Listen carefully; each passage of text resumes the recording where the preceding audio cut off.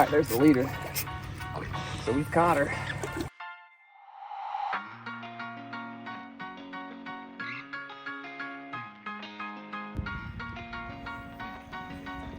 Nice fish, Grant. Oh, dude, that's so sick.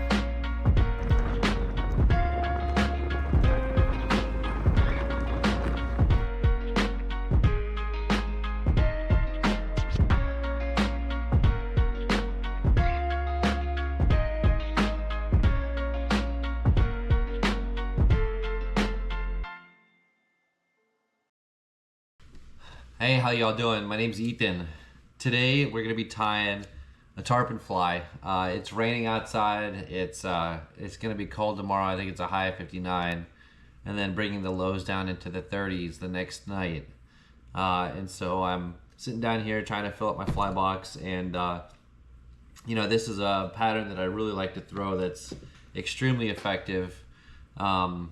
You know, it's a pipefish imitation. It's very similar to the tarpon bunny that I've already done, and it's a fish that lives in the grass. You just rarely actually ever see them, but you know, it's a fly that looks like it just belongs, and that's always what I'm trying to throw, at least something that's just really natural, something that the fish are just seeing on a regular basis.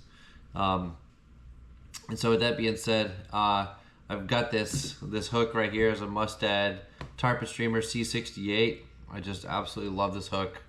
And it seems like anytime you get bit, it's just rare that you don't stick the fish.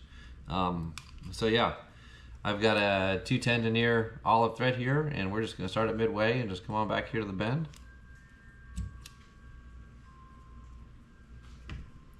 The first thing I'm gonna do is I'm gonna reach for just a little clump of this deer hair, and we're just going to use it kind of as a stiffener. There's not very much.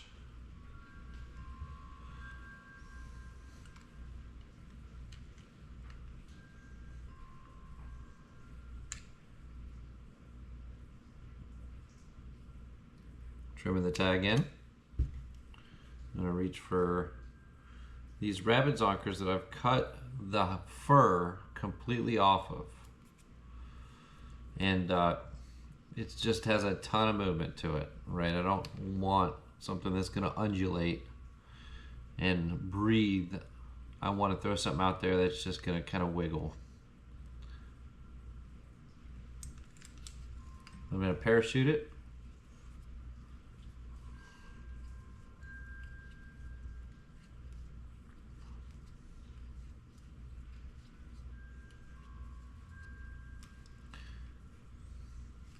And I've got a barred Chartreuse Grizzly neck that I have exhausted.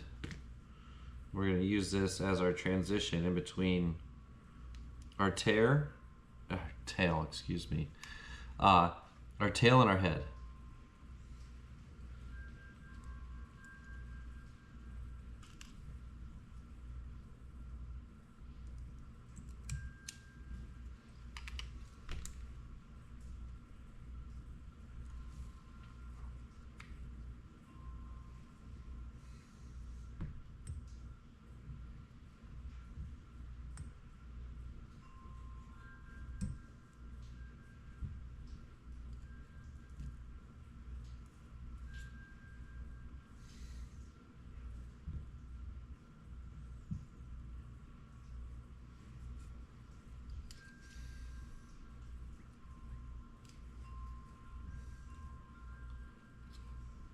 I'm going to tie this off.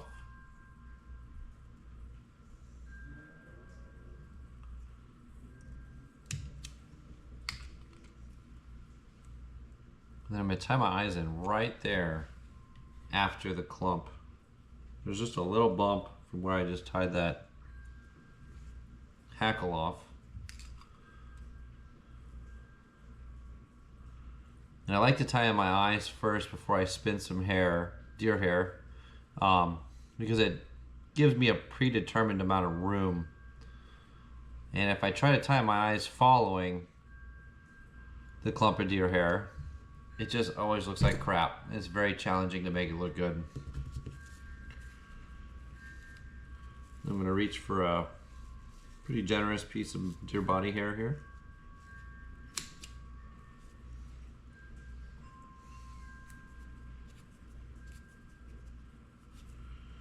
And most of the time, you'll see these guys in the floating grass, and so I'm adding some deer body hair to help keep it buoyant.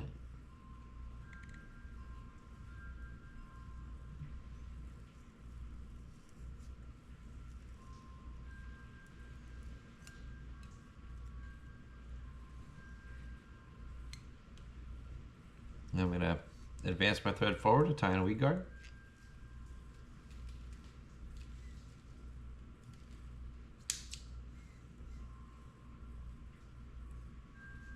Taking my 16-pound mason and sliding it over the eye of the hook, make a couple wraps behind, and then below and behind, kind of cross hatching it, and then I'll pull it down so there's a little nub.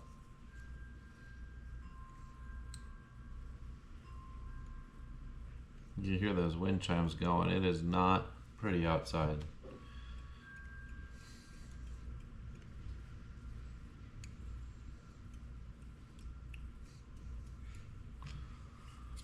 I'm gonna finish it off.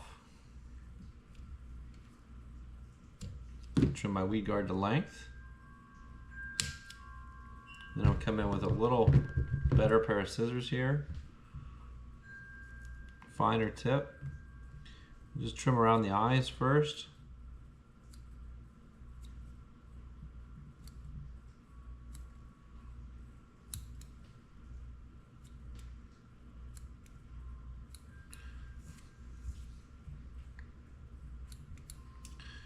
And then I'm going to come in and get just behind the eyes, kind of making this profile a little bit narrower than I can if I just trimmed it. Most of the time you never want to trim against the grain of deer hair. It has a tendency of pushing the material and then you get a cut you don't desire.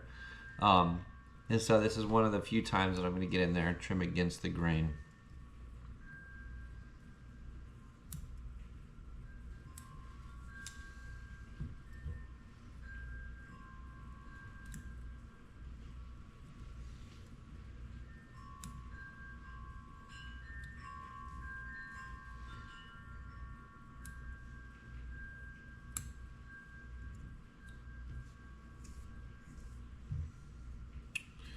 And that's just about it. We could sit here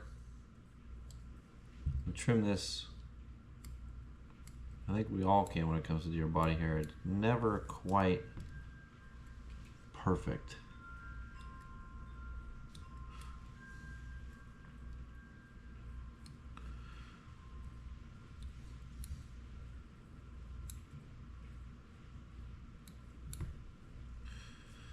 Next, I'm going to reach for some Saltywater.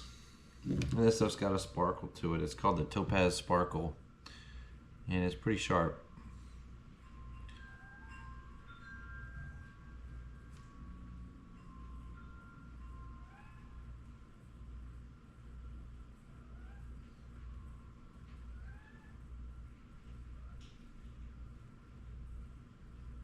Hit it with a light. And that's it. If you guys have any questions or comments, I'd love to see them down below. If you'd like to reach me, you can reach me at my website at captainethancameras.com. Please give my video a thumbs up and subscribe.